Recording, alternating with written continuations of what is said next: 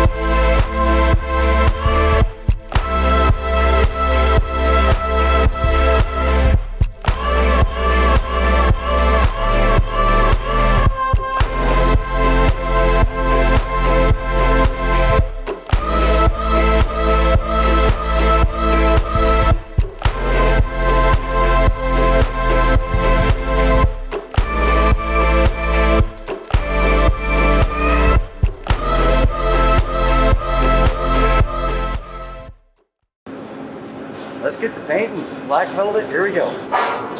I think we're golden today.